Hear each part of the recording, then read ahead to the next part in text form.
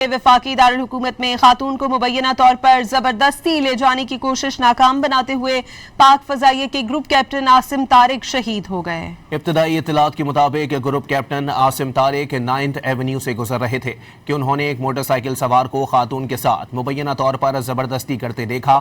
वो एक जिम्मेदार शहरी की हैसियत से फौरी तौर पर वापस आए और मुदाखलत की, जिस पर खातून मोटरसाइकिल के पास से हटकर उनकी गाड़ी की जानिब आ गई। इसी दौरान मुबैना मुलजिम साद ने ग्रुप कैप्टन आसिम से तल्ख कलामी की और चंद लम्हों बाद उन पर फायरिंग कर दी।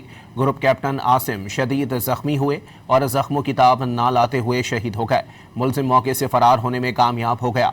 पुलिस के मुताबिक मुतासरा खातून ने अपने इब्तदाई बयान में बताया कि मुबैना मुलजिम उसका दफ्तर में कोलीग था, जिसे उसने काम पर साथ ले जाने की पेशकश की, ताहम रास्ता तब्दील करके उसे किसी और मकाम पर ले जाने की कोशिश की और मज़ाहमत पर ज़बरदस्ती करने लगा।